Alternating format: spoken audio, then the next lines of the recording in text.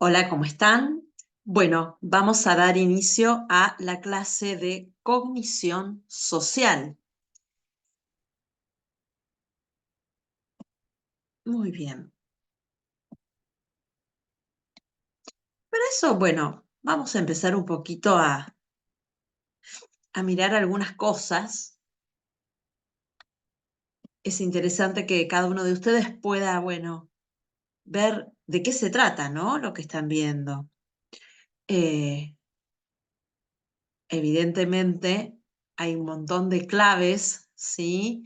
Que están en esto, que ustedes van a poder entender. eh, este chiste, esto que intenta hacer, ¿no? Una publicidad chistosa, a partir de una serie de componentes que por ahora yo lo que les diría es que se queden como con esta primera impresión, con estas primeras ideas que van surgiendo acerca de qué es lo que a ustedes les permite de alguna manera darse cuenta que esto se trata de un chiste. Vamos a pasar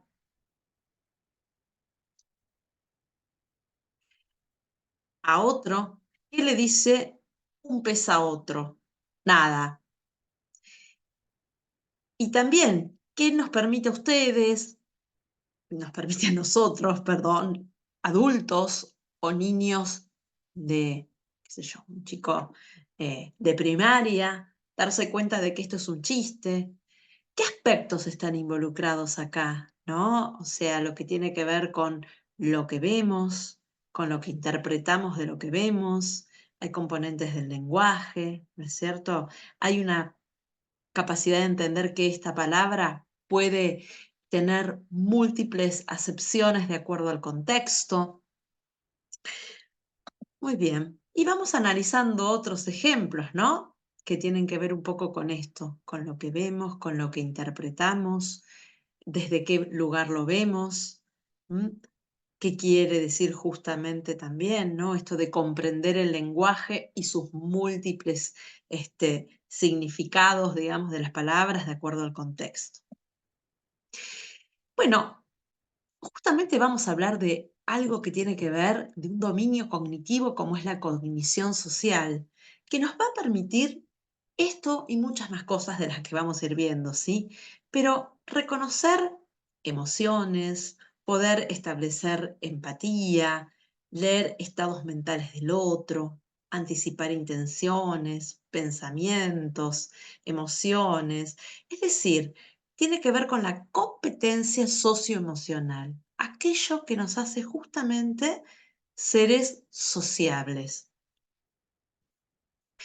Acá queremos presentarles, y ya vamos a retomar después algunas cosas de ellos, pero algunas de las principales figuras que han estudiado y siguen estudiando muy persistentemente, desde ya hace 30 años o más, pero aproximadamente, Barón Cohen, ¿sí? Acerca de esto, ¿no? De la cognición social, de la teoría de la mente, de la empatía, de algunos de estos componentes que forman parte de la cognición social. Así que tenemos acá a Simon Baron Cohen, del Reino Unido, junto con Jutta Fried y Shamaid Zori de la Universidad de Haifa, ¿sí? Si ustedes quieren buscar, sobre todo, tiene esta autora estudios muy actuales y súper interesantes sobre múltiples perspectivas de lo que tiene que ver la cognición social, la empatía, pero bueno, eh, todos ellos son algunos de estos representantes más importantes en lo que tiene que ver con todo este estudio. Vamos a repasar, pero brevemente, qué es lo que biológicamente nos permite, ¿sí?, poder hacernos con todo esto de lo social. Bueno, uno de ellos es este sistema de neuronas espejo que compartimos con los animales, pero que ahora, bueno, vamos a ir un poco a lo humano, y nos permite justamente este tipo de procesamientos que nos va a permitir imitar, una imitación motora, una imitación emocional, y esto nos va a llevar también a la base de esta comprensión de los objetivos de esos movimientos y estas acciones que observamos. y en definitiva también en base a eso se va a armar este andamiaje para la posibilidad de tener esta lectura de la mente, ¿sí? De establecer estos estados de empatía y en definitiva contribuir a la cognición social. Entonces, ya ustedes lo han visto en las clases pasadas, ¿sí? Se activan cuando un individuo realiza una acción y además cuando este individuo va a observar la realización de una acción similar en otro individuo. Y nos van a permitir esto, una base biológica para poder comprender las intenciones de los otros, sus sentimientos, ¿no? Como dice un poco acá, leer sus pensamientos, poder imitar acciones y en definitiva también aprender cuáles son las acciones que debo poner en juego en una u otra situación. Acá hay bases neurobiológicas. Ustedes saben que nosotros necesitamos conocer, ponernos de acuerdo, como ya dijimos en esta primera clase, eh, algunas de estas áreas, porque cuando hablamos justamente de cuáles son estos sustratos neurobiológicos, bueno, es importante que conozcamos su ubicación. Digamos, esta parte es una de las más importantes, ¿sí? Que tiene que ver con toda la corteza prefrontal, ¿sí? Y ahora vamos a ir viendo en una imagen un poquito más ampliada eh, algunas cosas específicas, pero que es un área que está muy vinculada a esto, ¿no? A la toma de decisiones en las situaciones sociales, a las interacciones complejas, a todo lo que tiene que ver con la motivación, con la inhibición conductual, ¿sí? Bien. Un poquito acá lo que recapitula también todo esto es, bueno, la ubicación, ¿no es cierto?, en estas regiones prefrontales y parietales de las neuronas espejo que van a responder justamente a estas acciones observadas y ejecutadas. Y después, bueno, otras áreas que tienen que ver con estos procesos de mentalización. Pero más que nada quedémonos muy fuertemente ahora con esto, ¿sí? Entonces, dentro de esta región prefrontal o del lóbulo frontal, hay áreas que son muy interesantes, o sea, y que tienen interesantes y que tienen un desempeño muy significativo, en todo lo que tiene que ver con la sociabilización. Entonces, nosotros tenemos una zona ventromedial, una frontal y dorso lateral, ¿sí? Sobre todo, estas regiones tienen muchísimo que ver con esta posibilidad de reconocer y de actuar de una manera socialmente aceptable. Entonces, como vamos a decir acá, son estas áreas que tienen esta capacidad de controlar, de hacer como esta suerte de modulador de aquellas emociones, ¿se acuerdan del hipocampo, de todo lo que tiene que ver con el sistema límbico, de la amígdala, ¿sí? Que pone en juego como se pone en juego en estas emociones primarias, ¿no es cierto? En el asco, en el temor. Estas emociones más básicas tienen mucho que ver con ese sistema hipocampal, amigdalino sobre todo, ¿no? El temor, pero que justamente en interacción con todas las áreas prefrontales, con este sistema ejecutivo, va a permitir que se module la expresión de esas emociones.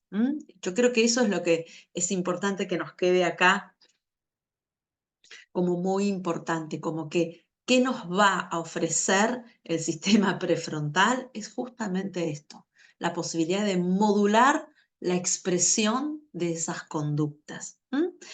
Eh, entonces, bueno, vamos a ir viendo que esta parte ventromedial está muy vinculada a poder percibir estados emocionales en el otro y expresar nuestras emociones, ¿sí? También tienen que ver con la capacidad de responder a nuestras motivaciones, el control inhibitorio, en fin, ir modulando justamente esto que decíamos, ¿no? Cómo lo que se presenta de una manera, uno diría, eh, sí, más vinculada con este cerebro eh, reptiliano, como lo llamaban algunos actores, ¿no? O perdón, el reptiliano tiene que ver con las zonas más de supervivencia, pero este cerebro que nos, de alguna manera, compartimos con otros mamíferos, cómo de repente acá empieza en esta interacción con estas zonas a diferenciarse, ¿no? Lo humano de lo animal, por decirlo de alguna manera. Pero ¿cómo arribamos un poco a saber y a entender que estas justamente son áreas que tienen que ver con todo esto? Bueno, con este caso que se acuerdan cuando ustedes vieron en las primeras clases, ¿no es cierto? El caso de Phineas Gage, estos casos que habíamos dicho emblemáticos de la neuropsicología. Bueno, justamente. El caso de Phineas Gage, que en algún momento estuvo como expuesto, ¿no es cierto?, su cerebro en un museo durante un montón de años, fue retomado en 1994 por el neurólogo portugués Antonio Damasio. ¿Eh? Y justamente a partir de este caso se pudieron estudiar cuáles eran estas áreas involucradas en la conducta social.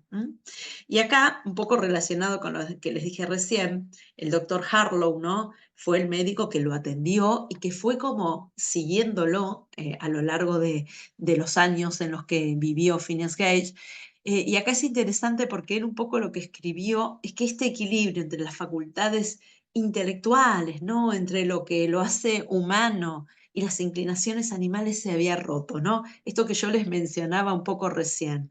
Esta eh, relación, digamos, entre estas áreas más primitivas del cerebro vinculada a lo emocional, junto con estas áreas más nuevas, ¿sí? Del córtex prefrontal, que nos permiten la modulación de eso, se había roto. Y yo diría que esto es lo que se rompió, ¿sí?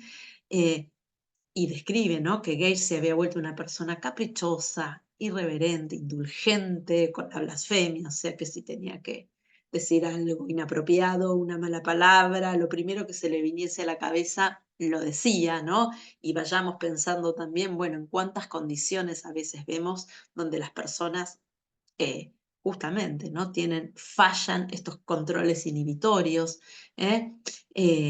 Bueno, todo esto, ¿no? La impaciencia, digamos, la frustración frente a algo que se oponía a sus deseos, e incluso también la apatía.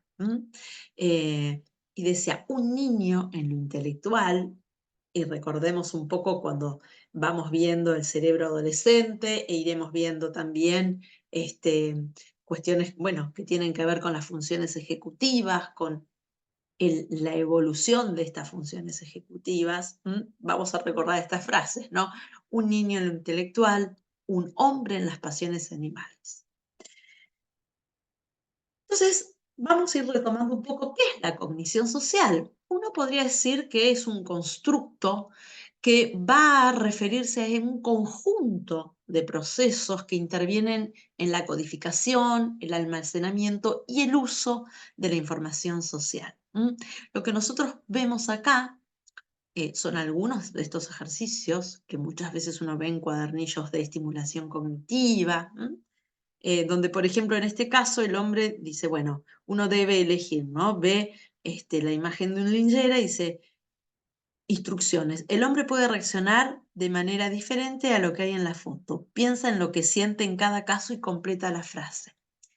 ¿Cómo, a partir de la observación de un rostro y de una expresión, nosotros podemos inferir que en este caso el hombre ayuda al mendigo, ¿sí? O se apiada, y en el otro, sí, podríamos decir que rechaza, ¿no?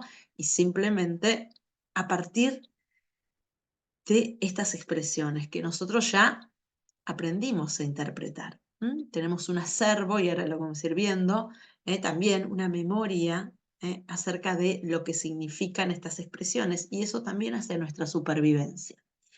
Y después acá, bueno, estos ejercicios de identificar este, estados emocionales. ¿Y cuál es la importancia de todo esto? Bueno, la importancia, en nuestro caso, tiene que ver con la supervivencia, con el hacernos humanos. Entonces, vamos a ir viendo poquito a poco ¿Cuáles son estos mecanismos asociados a la cognición social? ¿Sí? Hay varios mecanismos que vamos a ir viendo. Uno de ellos es el contacto visual y la mirada, la atención conjunta, la comprensión empática, el señalamiento declarativo, la teoría de la mente y la empatía. Bien, contacto visual y mirada, ¿no es cierto? Bueno, nosotros siempre sabemos que la mirada es lo que hace que, en primer lugar, vamos a ir viendo esta conexión que sucede entre la madre y el hijo, ¿no es cierto? Este contacto visual es lo que nos permite ver y atender a qué cosas socialmente van siendo relevantes en el ambiente, ¿sí? Nosotros estamos en un ambiente plagado de cantidad de personas, de objetos, de situaciones, pero justamente la mirada, ¿sí? Es un indicador justamente del desarrollo de esta primera comprensión que un niño tiene que hacer de cuáles son las cosas que realmente vale la pena que sean miradas en el ambiente. Y por otro lado, también si uno lo piensa en estos aspectos vinculares, es, bueno, cuán importante soy, ¿no? Cuánto me miran. O sea que este primer contacto visual incluso es algo que también los animales, ¿no? Establecen este contacto visual. Uno dice, bueno, venimos de mecanismos que también compartimos en muchos de estos casos todavía con los animales, ¿sí? Entonces, nada, eh, basta ver a veces los perros cuando o se huelen o se miran, ¿no? Hay un código que empieza a circular entre ellos. Y acá también, ¿sí? Lo que va a permitir a este niñito desde las primeras etapas es exactamente comprender qué es lo relevante de mi entorno, ¿sí? Aquello que vale la pena mirar. ¿Cuáles son las cosas, los objetos que tienen que son indicadores de una referencia social, ¿no? Esto quiere decir que me implican un conocimiento útil para sobrevivir desde lo humano. Bien, es mucho más extenso, ¿no? Todo esto, bueno, después les vamos a pedir que lo profundicen con las lecturas. Otro de este conjunto, ¿no es cierto?, de mecanismos que aparecen, tiene que ver con este mecanismo de la atención conjunta. La atención conjunta es justamente esta capacidad de poder sostener la mirada y que deriva también, digamos, de esta capacidad para seguir la mirada ajena, para eh, ver lo que los otros miran, atender a aquello que otros miran, ¿sí? Y es una capacidad que ya a los 10 meses de edad que empieza como a hacerse como más patente, digamos, y empieza a ver esta capacidad de sostener como esta atención con otro. Y esto es un nivel, la atención conjunta es un tipo de atención que es muy predictiva de la capacidad de sostener esta atención a los otros. Tiene un valor pronóstico muy importante en aquellas condiciones que tienen que ver con el autismo. En aquellos cuadros que tienen que ver con el autismo, esta capacidad, uno diría que es algo predictivo. Eh, de la posibilidad después de establecer este vínculo social, bueno, uno diría facilitarlo, ¿sí? Facilitar el vínculo social con otros o complicarlo, ¿sí? Interferirlo. En definitiva es esto, ¿sí? Em, y como va a decir Jutta Fried, el éxito de esta atención va a depender justamente de la existencia, de poder, sí, entender con los otros la existencia de una meta en común, ¿no? Em, o sea, es lo que nos va a permitir ensayar comportamientos de colaboración y de orientación a metas. Hay cosas que, un ejemplo que yo siempre digo, ¿no? Con esto. em, digamos, para mostrar un poco un ejemplo de cómo es algo que caracteriza lo humano, ¿no? Si nosotros en este momento, no sé, yo estoy acá en mi casa y se escucha un estallido en la calle, yo voy a salir corriendo a ver qué es lo que sucede y seguramente me voy a encontrar con muchos vecinos que están en lo mismo, ¿no? ¿Qué quiere decir? Que todos interpretamos, entendemos, ¿sí? Algo que sucede en el entorno, sin hablar, sin decirnos nada, como algo a lo que tiene una relevancia tal, a la que todos atendemos. Bueno, un poco de esto iría este mecanismo de la atención conjunta. Uno empieza a ver también en el nivel inicial, por ejemplo, estas fallas en la atención conjunta en el momento en que la maestra reúne a todos los niños alrededor de un cuento y hay uno que siempre o la mayoría de las veces está en otro espacio, que no puede conectar. Pero no el que a veces, o sea, y uno también sabe, ¿no? Cuando uno ve una campana de Gauss, sí, establece, bueno, un gradiente, ¿no? Que va desde lo más paradigmático, ¿sí? A, bueno, aquello que se ubica en los costados, ¿no? Aquellas personas que dentro de poder estar en una situación de media, bueno, pueden alejarse un poquito, ¿no? De la media, eso quiero decir. Y a veces uno ve chicos que sistemáticamente están en otra cuando la maestra propone una actividad, ¿sí? O que vuelven actividades. Y a veces habrá otros que tal vez parece que están como distraídos y contestan, ¿sí? Pero en general el caso típico y que uno empieza a observar, bueno, son estos niños que les cuesta muchísimo participar de algo que el maestro propone. Bien. Acá hay otra cosa que es sumamente interesante y que tiene que ver con la toma de perspectiva visual, ¿eh? Y esto es básicamente la capacidad de imaginar cómo se ve el mundo desde la perspectiva de otro, ¿sí? A esto nos referimos con esta toma de perspectiva visual. Eh, Supone dos niveles esta toma de perspectiva visual, ¿sí? En el primer nivel, bueno, es primero darme cuenta si una persona está o no mirando una determinada cosa, simplemente como eso, ¿sí? Saber si mi compañero está mirando el mismo autito que yo estoy mirando, ¿sí?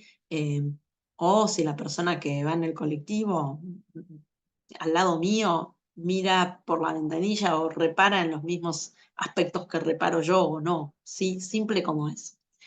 Pero el nivel 2, ¿sí? Ya implica que la persona va a entender que no todo el mundo va a opinar lo mismo de los objetos o de los hechos que vemos.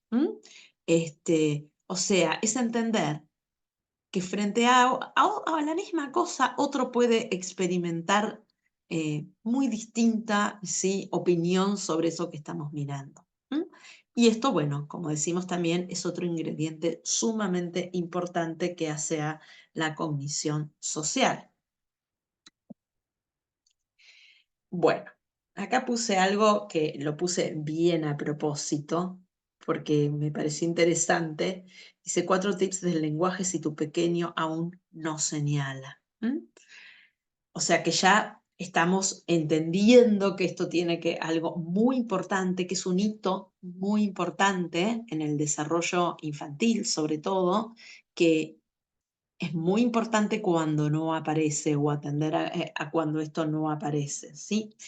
Y esto, ¿cuándo empieza como a aparecer con mayor fuerza? Cerca del año, ¿sí? A los 12 meses, eh, sabemos que más menos, pero uno diría, en- y empieza a aparecer antes, pero uno dice, si a los 12 meses esto no aparece, ¿sí? Bueno, es un signo de alerta. Y este señalamiento tiene que ver con una conducta que nosotros vamos a usar a lo largo de toda la vida. Es como que se inicia, pero nosotros hoy en día lo utilizamos, ¿sí? Si a veces uno no se no puede hablar o está frente a un niño y quiere hacerle una sorpresa, ¿no? O lo que fuese, uno mismo utiliza a veces, ¿no? O con el rostro, uno va teniendo expresiones que hacen este señalamiento declarativo, ¿sí? Y se usa justamente, es un señalamiento que es muy social porque se utiliza para compartir con un otro, para señalar lo novedoso, para pedir ayuda. Así que este es otro de los componentes de esta cognición social. Y cuando esto aparece o no aparece, algo nos está diciendo de estas habilidades cognitivos sociales justamente del chico para poder dirigir la atención hacia otros, ¿sí? O también nos dice de la motivación para compartir con otros, ¿sí? De poder compartir cosas con el otro, de poder interesarse en el otro. Por eso es que es tan importante observar que este señalamiento aparezca. Bien. Esta es una pregunta que nos podemos detener un poco, ¿no? Porque no podríamos decir, bueno, ¿qué es la mente? Realmente, ¿es algo que yo puedo tocar? ¿Cómo vemos la mente? ¿Sí?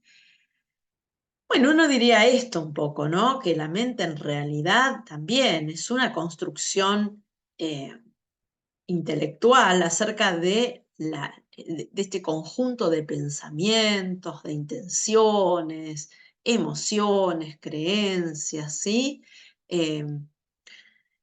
Algo que no puedo verla directamente, pero sí puedo verla, un poco a partir de los demás.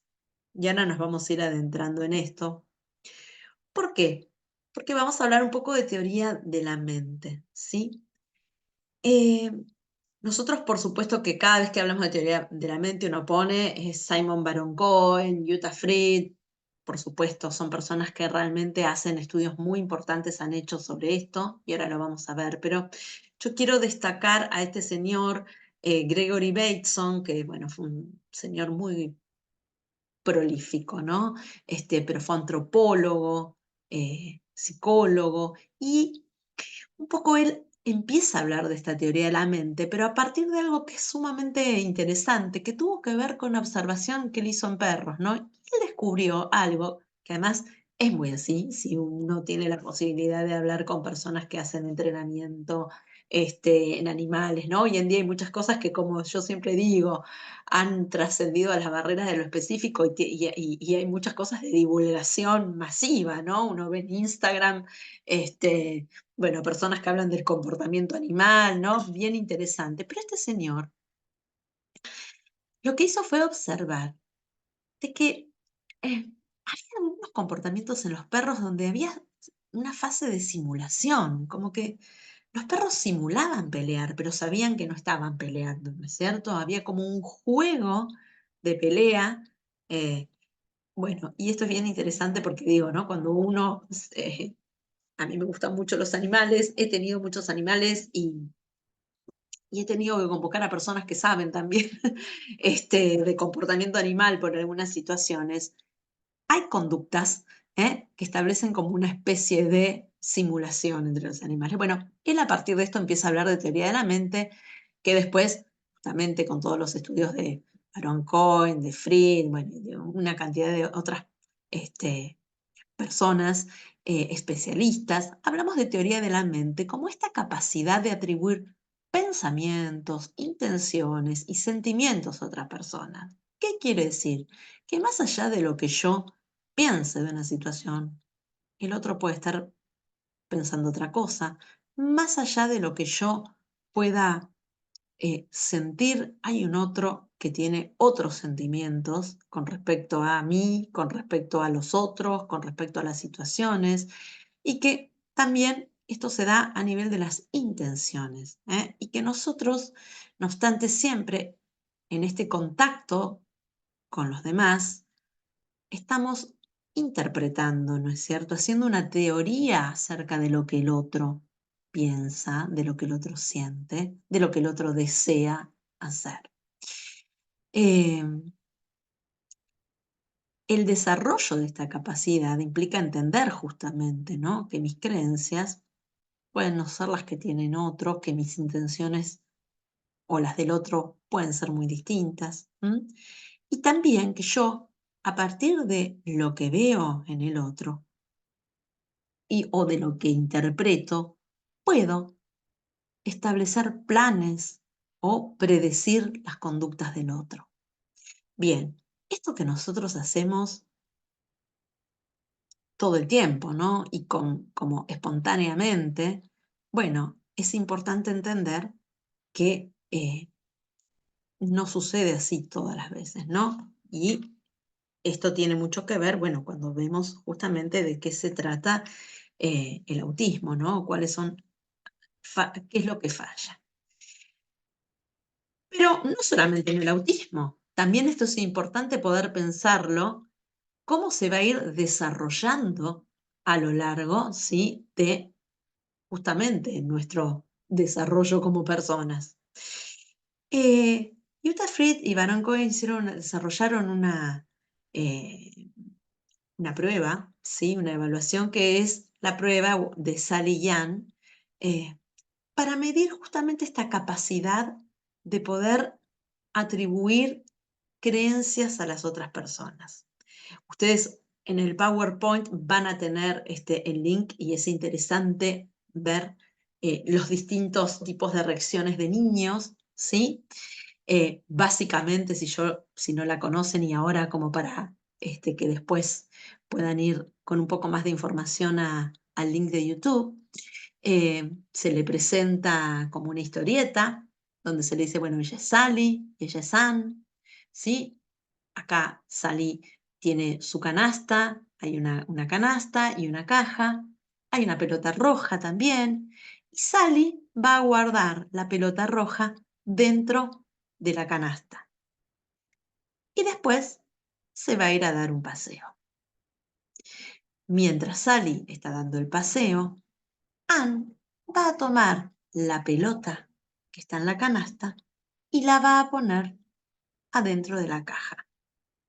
Entonces, la pregunta que se le hace al niño es, cuando Sally regrese, ¿a dónde crees que va a ir a buscar la pelota? Uno dice, bueno, nosotros obviamente vimos toda la escena, ¿sí? El niño también al que se lo estamos planteando, pero nosotros podemos, como adultos que, bueno, que funcionamos, ¿sí? Sin dificultades, vamos a ir a decir que Sally va a ir a buscarla al lugar donde la dejó, que es la canasta, ¿sí? Pero para un niño menor de 4 años, esto es muy difícil. El niño de 4 años nos va a decir que la va a ir a buscar a la caja. ¿Por qué? Porque todavía no puede, ¿sí? No ha desarrollado estas teorías mentalistas. Esta toma de perspectiva visual, ¿sí? Este, más evolucionada, del tipo 2. ¿Eh? Bueno, cuando vean el video vamos a ver qué sucede también con aquellos niños que más allá de esa edad no pueden desarrollarla, ¿sí? Y que tiene que ver con el caso de los niños, por ejemplo, con autismo. Entonces, acá lo que nos va a decir de lo que se observó es que eh, los niños menores de 4 años y el 86% de niños autistas de cualquier edad van a decir que va a mirar la caja. ¿Eh? Esto que decíamos antes, ¿no? Sin poder darse cuenta de que Sally no puede saber que Anne se lo cambió de lugar, porque no estaba ahí. Y casi el 100% de los niños mayores, sin disfunciones o patologías, va a decir que Sally la va a buscar dentro de su cesta donde ella misma la había dejado. Pero bueno, esto también como educadores, los docentes de nivel inicial, como psicopedagogos, ¿sí?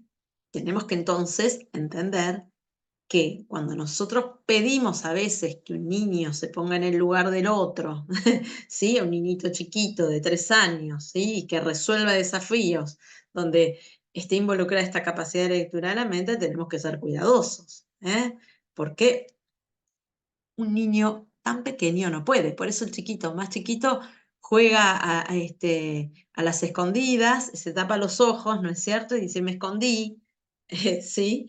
Entonces los juegos, ¿sí? Muchas de las propuestas que nosotros hacemos de la educación, bueno, tenemos que entender que requieren de la capacidad del desarrollo de este tipo de lecturas mentalistas. Bueno, más videitos para que puedan ir viendo. Acá tenemos a Yamait Sori, que es también como les había dicho, de la Universidad de Haifa. Y vamos a hablar de otro componente que es muy importante también en todo esto y que tiene que ver con la empatía, ¿sí? Bueno, la empatía es una palabrita que nosotros utilizamos un montón, esto de ser empáticos, ¿no? Hoy está como eh, muy en boca de todos, ¿no? Esto de la empatía, pero tenemos que entender también un poco, bueno, en primer lugar, que esta empatía se define como esta capacidad de comprender el estado emocional del otro y responder de una manera apropiada. Sí, eso lo entendemos todos, ¿no? Uno dice, bueno, nos ponemos en los zapatos del otro, sí. Pero es importante también entender, y esta autora ha hecho mucho hincapié en esto, otros autores también, por supuesto, acerca de que hay como dos vertientes de la empatía, por decirlo de alguna manera, ¿sí?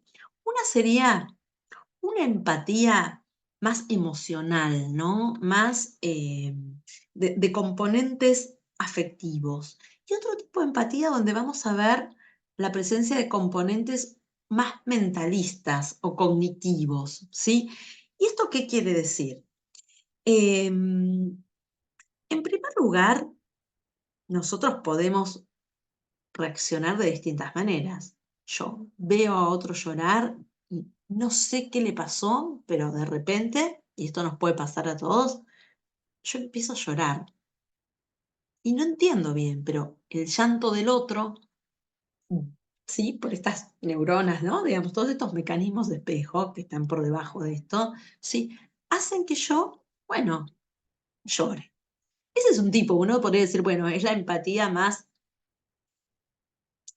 afectiva, ¿no? Como dice ella acá. Yo igual no les voy a pedir que ustedes, este es un desarrollo teórico que hace ella, ¿sí? En función de el sistema espejo, lo que nos dice, de una teoría más de la mente, de una empatía más mentalista, ¿sí? Simplemente esto lo pongo como ahora un ejemplo para ilustrar, digamos, algo muy específico que ella investiga, ¿sí? Y las áreas que están involucradas, pero eh, es ilustrativo, ¿sí? Simplemente miren qué interesante esto, ¿no? Sí, un poco este mecanismo espejo, digamos, lo que, digamos, este mecanismo que acciona, que reacciona frente a un estado emocional del otro, ¿sí? Me va a decir, me va a hablar un poco de el sentir lo que el otro siente. Y este otro tipo de empatía más mentalista, ¿sí? O más cognitiva, lo que me va a decir es, habla más como de una elaboración y de decir cómo me siento yo en esa situación, de poder comprender más que sentir, ¿sí? Por qué el otro hizo lo que hizo, ¿sí? Comprender por qué el otro se siente. Y tiene mucho más que ver como con una elaboración de la experiencia. Interviene como mucho más el factor de la experiencia, del haber vivido esas situaciones, de poder entender, ¿sí? Cómo el otro puede sentirse, porque de alguna manera experimento esto, ¿sí? O lo he experimentado, puedo ponerme en ese lugar, ¿se entiende? Pero que ambos componentes nos componen esta empatía. Ha pasado, y a mí me ha pasado en la consulta muchas veces, digamos, decir, los niños con autismo no son empáticos. No, no es cierto. Sí, son empáticos. Y muchas veces prima mucho más esta empatía que tiene que ver con la empatía emocional, ¿no? Con esta empatía más primaria, si se quiere, ¿eh? Eh, y no tanto con esta otra empatía, ¿sí? Que implica la teoría de la mente, si uno quiere pensarlo, ¿sí? Ponerme en el lugar del otro, hacer una lectura. ¿Se entiende? Yo creo que ahí se va entendiendo un poco más. Hacer una lectura, una evaluación de la situación, ¿sí? Entonces, incluso, y no los quiero aburrir con esto, ¿sí? Pero todo esto tiene mucho más que ver con toda el área prefrontal, con el córtex este prefrontal que yo les había mostrado, y todo esto, sí, con regiones mucho más amigdalinas, hipocampales, porque de hecho la ínsula, que es un área que ya fuimos mencionando y que van a ver, tiene mucho también que ver con, eh, digamos, los estados de dolor, de rechazo. Pero simplemente esto, hablar de este componente de la empatía, como en sus dos aspectos, ¿eh? Pero en definitiva es poder decir que la empatía junto con la teoría de la mente es indispensable, son indispensables ambos, ¿sí? Para la comprensión de la conducta ajena, ¿sí? Para que nosotros también podamos estar orientados en nuestra propia conducta, ¿sí? En función de estas relaciones interpersonales, ¿eh? Lo que nos guía, esto de leer al otro y de ver cómo se siente, nos guía a nosotros también en esta interrelación personal. Bueno, acá tienen otro videito para que vean, ¿sí?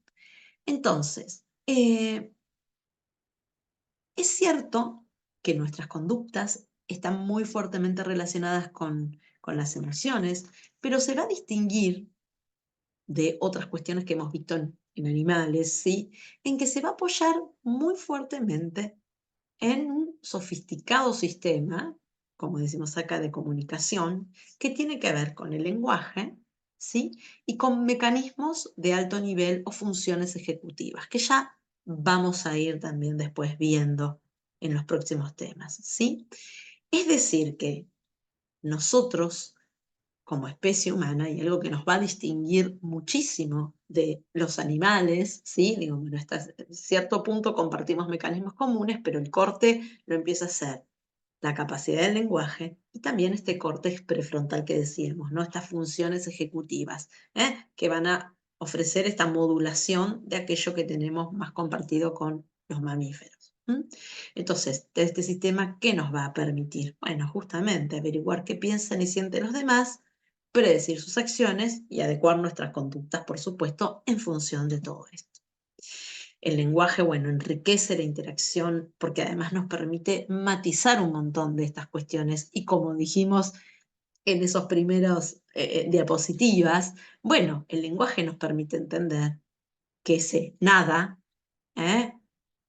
Tiene múltiples acepciones de acuerdo al contexto, ¿sí? Y las funciones ejecutivas, bueno, van a proveer distintos soportes, pero el soporte de la memoria de trabajo, sobre todo para poder retener y sostener y procesar, analizar toda esta información compleja y poder también enseguida formular los objetivos, planificar, y esto lo hacemos, por eso digo, ¿no? En milésimas de segundos. ¿Eh? Piensen ustedes en las situaciones más cotidianas, el encuentro en la calle con una persona, uno está procesando un montón de cosas, ¿no? Y si el otro me saludó, no me saludó, cómo me saludó, qué dijo. Así que, bueno, todo esto lo vamos haciendo en milisegundos. Bueno, mm, Abu Samra, Ferrers, en su libro nos van a hablar también de estos componentes de la cognición social, ¿sí? Que nosotros tenemos, bueno, componentes de entrada, de evaluación y de respuesta, ¿no? Y que tiene que ver con esto que yo les decía recién, que son cosas que eh, se dan en milisegundos, ¿no? Y que tienen que ver, bueno, con nuestros sistemas visuales, auditivos, que a través de los gestos, del tono de voz, de la dirección de la mirada, de las posturas del movimiento, nos van a dar estas claves, ¿no? Datos de qué es lo que sucede. De evaluación, bueno, ¿cuál es el significado emocional, social que tienen, ¿no es cierto? Ese tipo de cosas. Entonces, además, dentro de ese componente de evaluación es importante esto, ¿no? Una cosa tienen que ver con componentes más automáticos, de esta empatía más primitiva, de menos elaboración cognitiva, ¿sí? que nos van a dar respuestas de miedo, de ira, ¿no? No tan procesadas, digamos. Y otros sistemas que son explícitos y que, bueno, y que ahí empiezan a decir, bueno, donde yo puedo a esa cara que me pone el otro atribuirle un estado mental, ¿sí? Y que cuando yo les decía antes esto de que, bueno, nosotros vamos teniendo como muchas memorias, ¿no? Cuanto más sociales somos, más sociales como nos vamos tornando. ¿Por qué? Porque nosotros tenemos un montón de conocimientos acerca de muchas personas, de muchas normas sociales, de valores, ¿sí? Hemos visto procesado muchos rostros a partir, ¿no? De la interacción con el otro, entendemos cuáles son los rostros que nos van a evocar distintos tipos de sentimientos.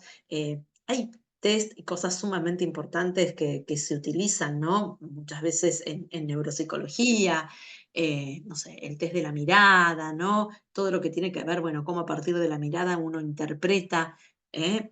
Estados mentales. Bueno, la verdad que el estudio es un área hermosa, donde hay mucho, por eso digo, si quieren buscar eh, a esta autora que les dije antes, tiene un montón de estudios que va haciendo, ¿sí? Pero justamente nosotros vamos también generando todo un almacén ¿eh?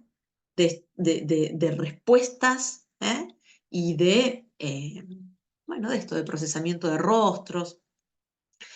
Y después hay otro componente que es, bueno, también que se acciona en milisegundos, que tiene que ver con el componente de respuesta, bueno, de toma de decisiones, de inhibición de respuestas inadecuadas, ¿no? De esto que decíamos, bueno, esto prefrontal también, que aparece, ¿no? Y que hace que yo tome una decisión u otra. Eh, y como, bueno, un poco siempre les explicamos, no es que esto primero o después, estos sistemas actúan en paralelo. ¿M? Yo les quería compartir que hace muchos años tuve la posibilidad de hacer una concurrencia en un hospital donde se trabajaba con adultos lesionados del hemisferio derecho. Bueno, el hemisferio derecho tiene un montón de implicancias justamente en este tipo de cuestiones digamos, de lectura, de cuestiones mentalistas, ¿no? Que tienen que ver con el procesamiento de rostros, y había, bueno, una de las cosas que en las personas con lesiones del hemisferio derecho, por ejemplo, aparece es, eh, bueno, esto, les cuesta un montón la lectura, ¿eh? Eh, sí, la teoría de la mente, digamos, ¿no? Poder leer estos estados del otro. Entonces me acuerdo que yo tenía algunas sesiones para trabajar con algunos temas de lenguaje con este señor, y él nunca cerraba. Él hablaba un tema y podíamos estar, si uno no decía, bueno, listo, ya está, por hoy terminamos, ¿no? Era un señor que había tenido un traumatismo de cráneo.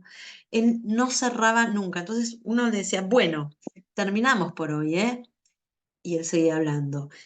Uno miraba el reloj, decía, bueno, nos parábamos, ¿no? Todas situaciones que uno diría, bueno, si yo estoy hablando con una persona y la persona mira el reloj, básicamente interpreto que, bueno, está fijándose el tiempo, que se tiene que ir. Bueno, para esta persona era imposible hacer la lectura de este tipo sí, de claves, ¿sí? Del contexto, de claves visuales del contexto.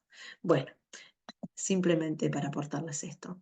Bueno, los animales tienen conductas sociales, sí, por supuesto, ya lo hemos dicho, pero que nosotros, y nosotros heredamos también, ¿no? Muchos de estos dispositivos para poder aprendizaje, pero nosotros actuamos en un entorno social complejo donde a través, esto que les decía un poco antes de la memoria, ¿no? Les decía, nuestro sistema perceptivo tiene que, bueno, reconocer y empieza, ¿no? A reconocer, a poder archivar miles de rostros, miles de expresiones, almacenar también el conocimiento sobre la identidad de muchas personas, elaborar las representaciones de muchos de los contextos, ¿no? Porque bueno, está bien, yo esto así hablo en casa, pero si voy al profesor no le puedo hablar de la misma manera, ¿no? Y si voy a dar un examen tampoco. Y en el club, bueno, puedo tener estas expresiones, pero tal vez en el trabajo no, ¿sí? Y todo esto es algo que nosotros manejamos, y que no nos damos cuenta. ¿M?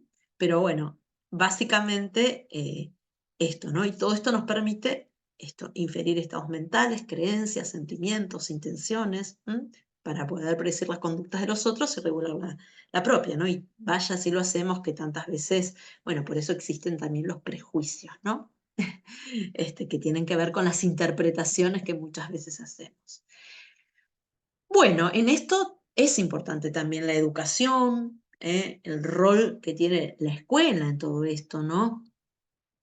¿Por qué? Porque justamente nosotros vamos a trabajar con niños que están atravesando estas conductas, estos cambios, perdón, cognitivos, que están atravesando estas etapas del desarrollo, ¿sí?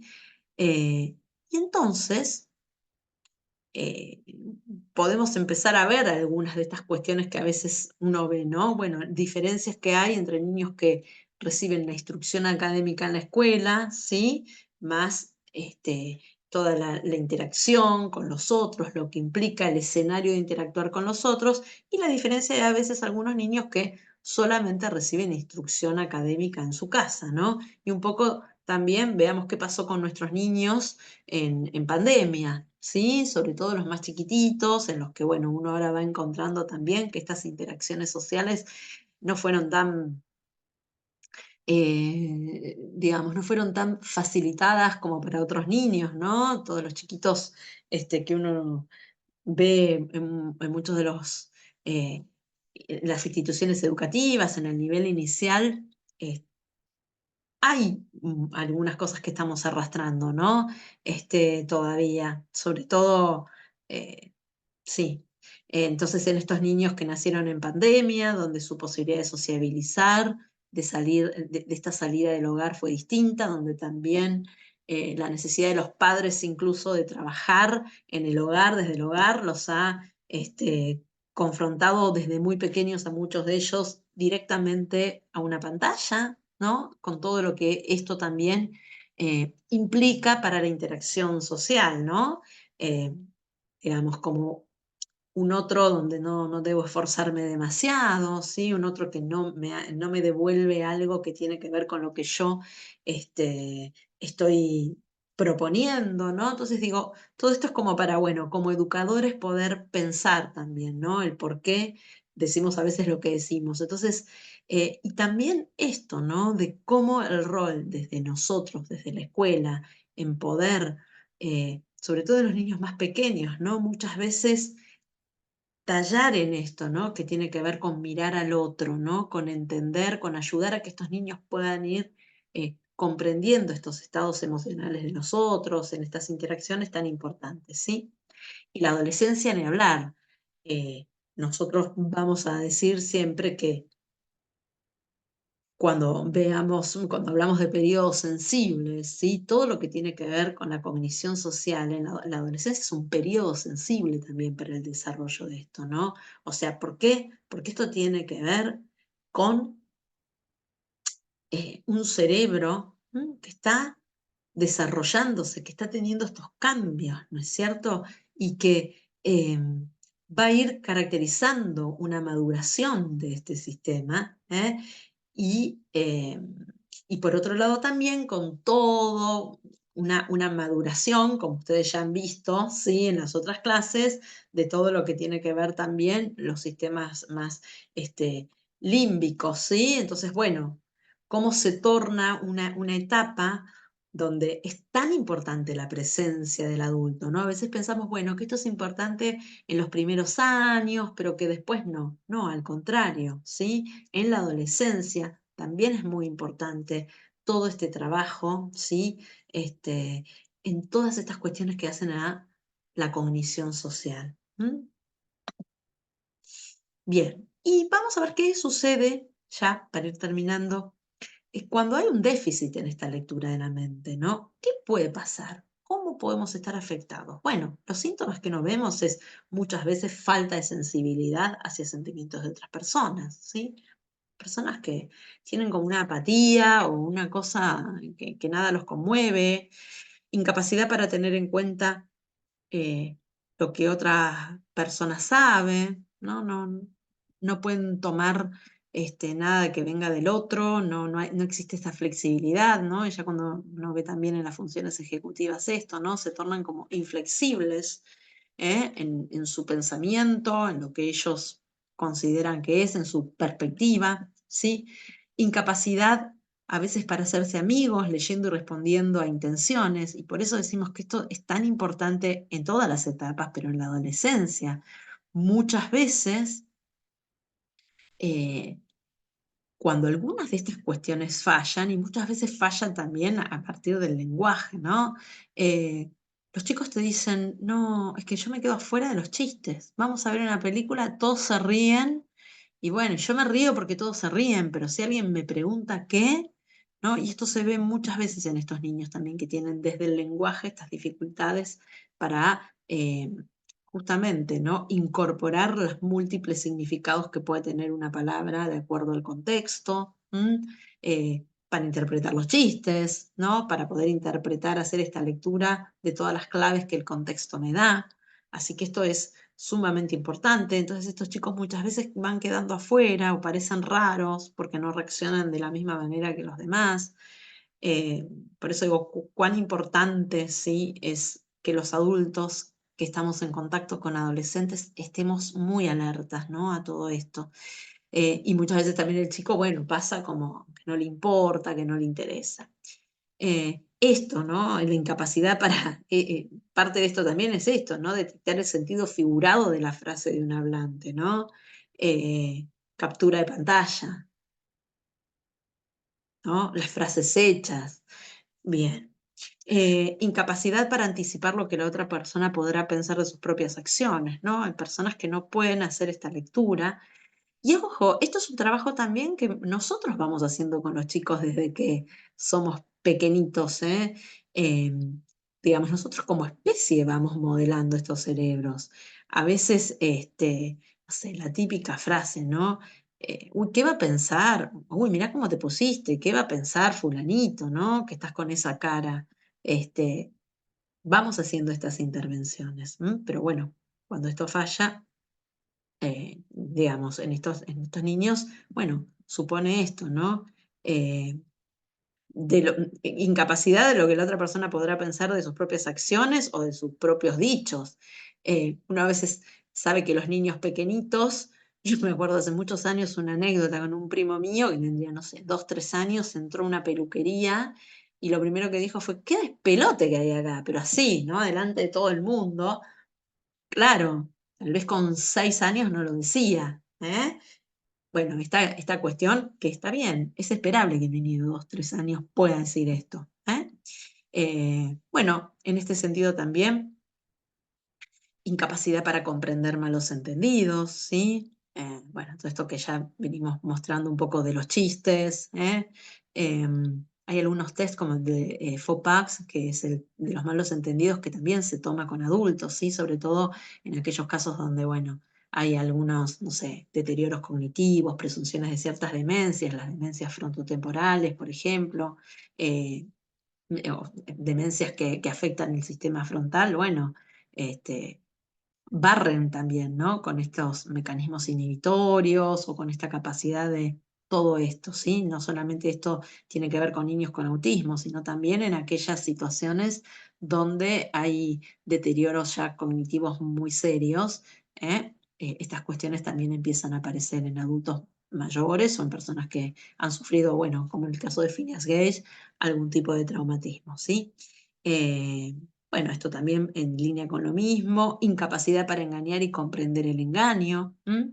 Y acá hay algo que es sumamente importante también, que es que los papás se asustan mucho cuando los chicos empiezan descubren la mentira, ¿no? Dicen, che, empezó a mentir, pero en realidad que un niño empiece a mentir con pequeñas cosas, bueno, nos está hablando también, ¿sí? De este desarrollo de las teorías mentalistas, así que no hay que asustarse tanto, ¿sí? Sobre todo además en estas primeras etapas, ¿no? Los 4, los 5, los 6 años que los chicos, bueno, este, descubren también que esto, que ellos pueden un poco cambiar, lo que el otro piensa, o esconderle al otro sentimientos, ¿eh? Y bueno, después todo esto también, ¿no? Que un poco sigue acá la incapacidad para comprender a veces las razones que subyacen a las acciones de otras personas y también las convenciones, ¿no? Que es un poco de todo esto que venimos hablando, en el que entra a la peluquería, como les contaba, y dice que despelote ahí acá. Bueno, no comprende que eso es una convención social donde a veces uno entra, ve esas situaciones, pero no las dice, ¿no? Bien. Y finalmente, bueno, les dejamos acá una perlita para que las disfruten, ¿sí? Bueno, les deseamos una muy buena semana.